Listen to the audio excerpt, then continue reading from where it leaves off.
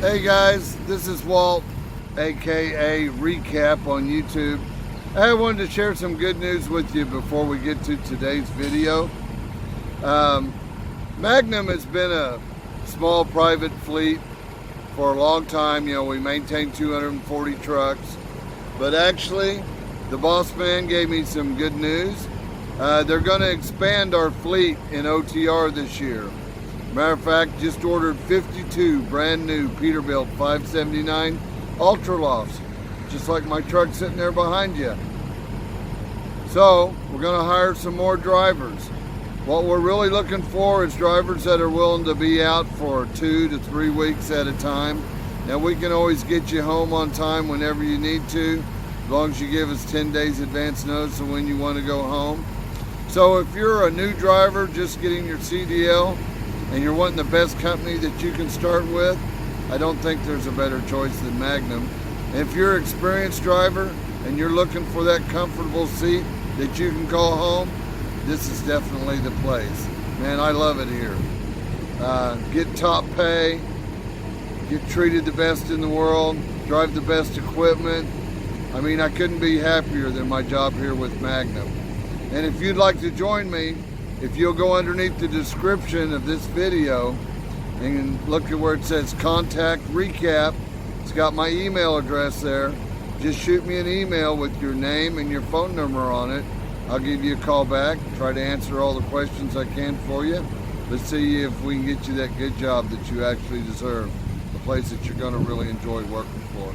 Anyway, I hope you all enjoy this video of the day and this new series that we're putting together. The first 30 days on a training truck. We're in day 3 right now, and Brian is doing real good.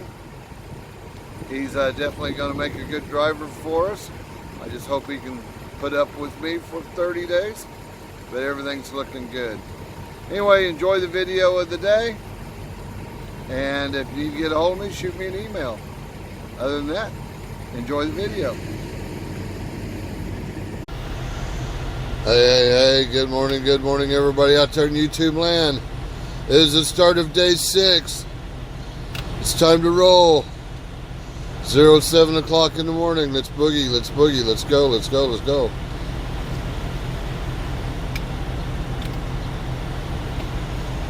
Yep, this is the time we wipe our ass, turn on the keys, start the fires, kick the tires. We've done all that, it's time to go. You don't need no donut. Come on, let's go. I don't care. Put it in gear. Let's start rolling. You don't need no frickin' donut. I'm waiting for you. Burning daylight.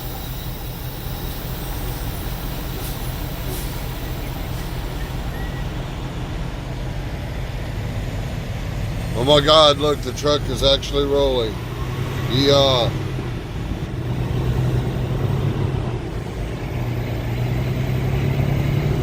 Brian is at the controls, so if anything goes wrong, it's all his fault.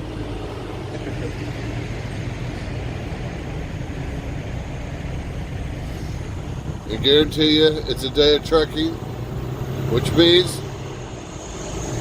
something is going to go wrong. So what do we do when it goes wrong, Brian? Roll with the punches. Well, or adapt and overcome. Anyway, we're starting our day. I've been barking like a mad dog. Start your day. Let's go. I woke him up. Don't even believe that crap. All right, guys. We'll talk to you later on as we go through the day.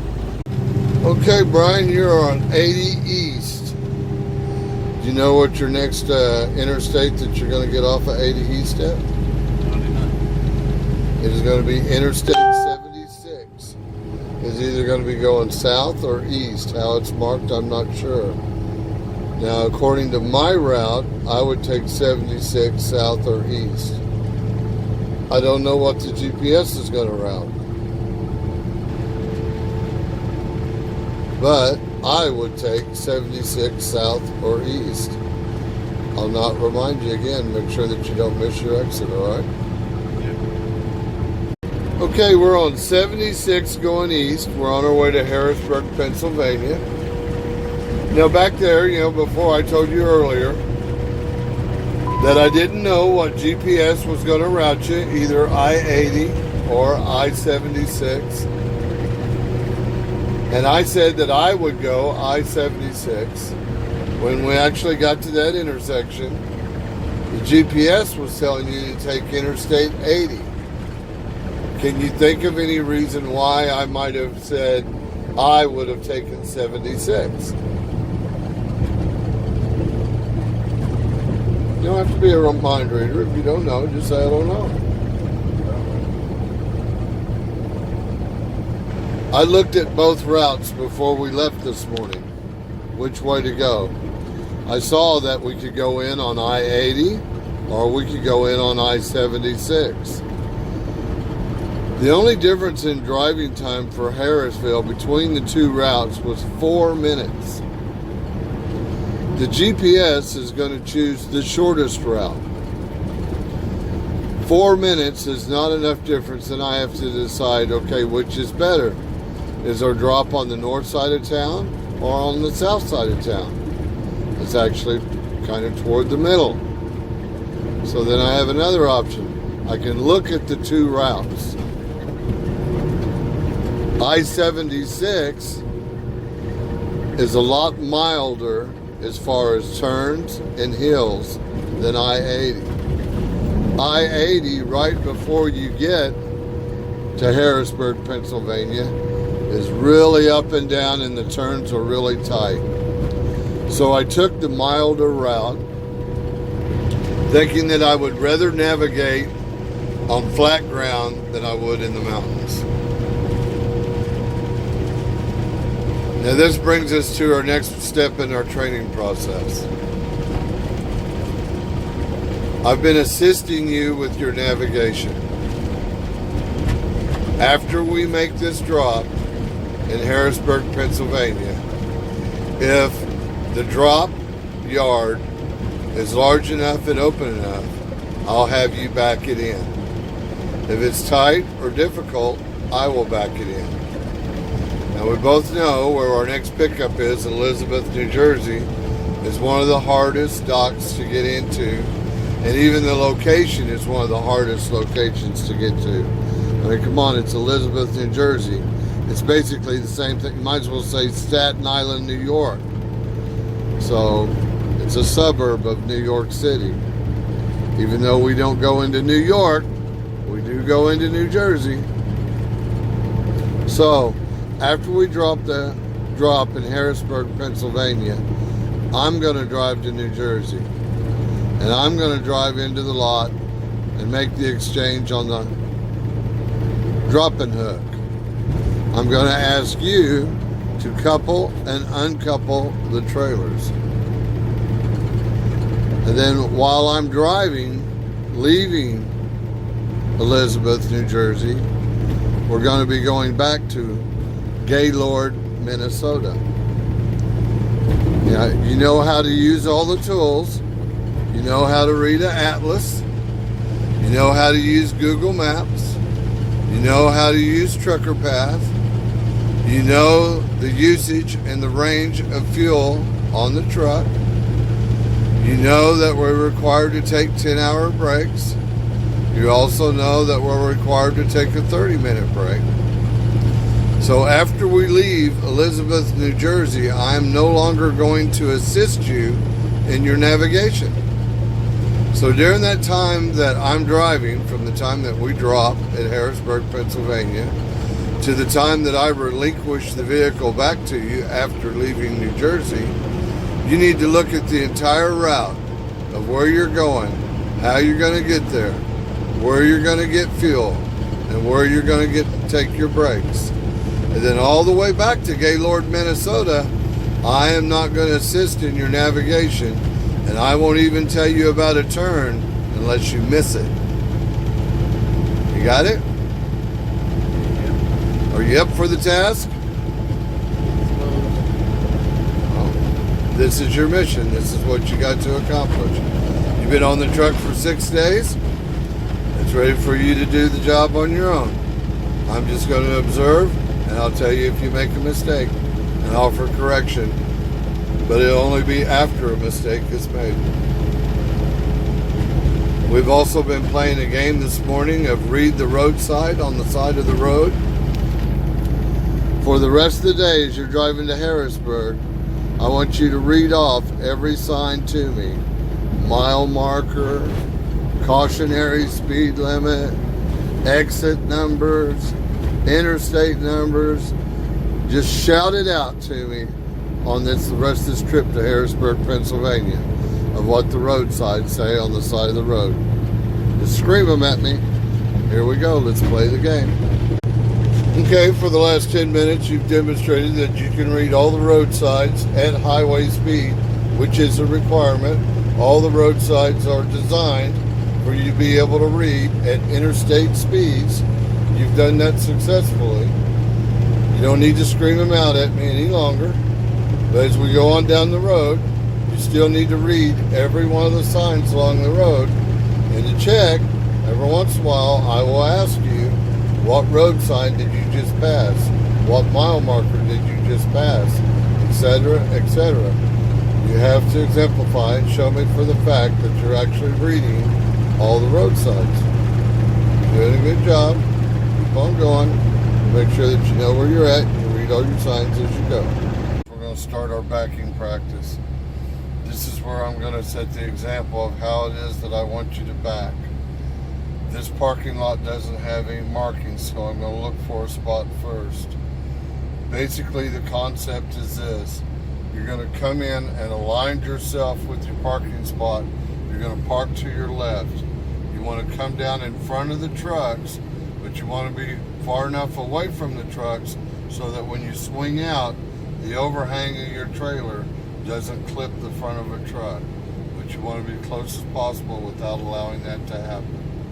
The basic concept is this, is when you come past your parking spot that you're going to go into, think of it just like this. There's a line on the left and there's a line on the right. You're going to back in here. When you get to the line on your left, when your shoulder is even with it, you're going to turn a hard right 90 as fast as you can. And you're going to try to allow your tractor to do a full 9-degree angle before you run out of space. Space not allowing, you'll have to turn back earlier to your left. But you'd like to get all the way 90 before you turn back left. Once the truck has completed a full 90 away from it, hard 90 back to your left and pull forward, and it should end up with your trailer pointing toward your hole. Now generally when you do this, when you pull forward and it looks like your trailer is pointing toward the hole, you generally need to go about another 15 to 20 feet further forward before you start initiating your back. Then when you're initiating your back, you want to bring you're going to be watching your tandems, and you're going to watch your tandems. You want to bring them into if this is your hole sitting here, you want your tandems to come in the front of your hole. You don't want to come in at an angle to the back of the hole. You want to bring your tandems into the front of the hole. And once you're in the front of the hole, start swinging your tractor around to get underneath it to back straight into the hole. That's the way that we're going to do that. Now I'm going to actually demonstrate how we do this. If I can find an appropriate hole to do it with.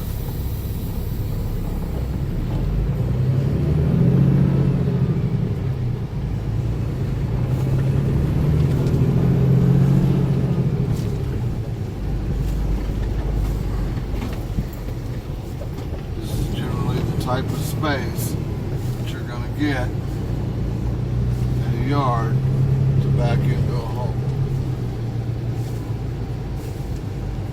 See, as I'm coming up right here, I want to put it right there in that lane. As soon as I get here, I'm going to turn a full 90 out as fast as it will go. And once I complete my 90, I'm going to go back another 90.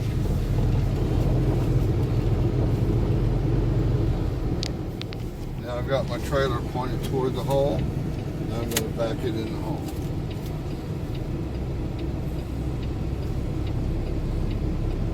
Now I got stuff behind me. I want to make sure that I don't back into this barrier here.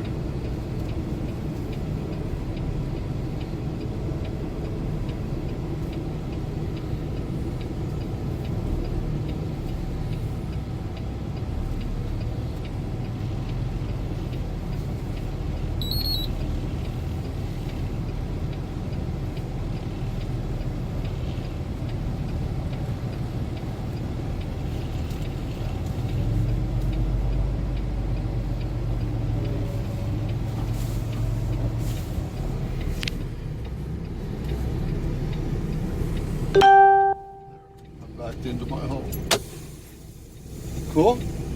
Easy enough? Stop. Hit the red button when you want to start. I'm going to go over the hand signals that we're going to use for backing. This always means stop, set your brakes. This is always universal for stop. The closed fist is always stop. When I have my hands facing each other like this, I'm going like this. That means go back forward, reset yourself up, align yourself up better for your back. Readjust. Go forward, readjust before you come back. This, notice my hands are black on one side, green on the other. My hands are like this, means come on back. If I move my hands like this means I want you to move away. This symbol here, one finger pointed down with a circle, means I want you to get out of the truck and come back and look. One finger in the air, circle, means I want you to go around and do it again. One more time. This means stop, set your air brakes. This means stop. This means go forward, reset up, adjust yourself for your back. This means get out of the truck, come back here and look. This means get out, pull out of your parking spot, go around and do it again. The only other thing that we have is when we're actually putting you into a door at a warehouse and a receiver or a shipper, is as you're backing in, I'll go like this, and then when you start getting close to the door, I'll go like this with my hands facing each other. That means you're at least this far away from the dock. And as you get closer to the dock, I'm going to be showing you the distance you are from the dock until you make contact with the dock. When somebody is spotting you, always have eye contact directly to your spotter, to the driver. If eye contact is ever lost, they're not spotting. If somebody is spotting you behind the truck and they got their hands down here, they're waiting for you to move, you don't know what to do. You're going to sit there and wait till their hands start moving. You wait till the spotter starts telling you what to do. Come on back. Go further out. Get out of your truck. Come back and look. Go around. Try it again. You're this far away from the dock. Come in here. Stop. Stop. Set your brakes. We got it? That's it. Hey, we are all backed in the door here at Sigma. We are unloaded. We have a green light. We're just waiting for a phone call to get paperwork. We're going to run 180 miles over to Elizabeth, New Jersey, pick up a little drop and hook action over there, take off back across the Poconos before we shut down for the night. Anyway, another long day. But we got a pretty casual stride all the way back to Minnesota, so it won't be no big whoop. Anyway, this concludes the end of our broadcast day, and we'll check in with you good folks tomorrow. Bye-bye.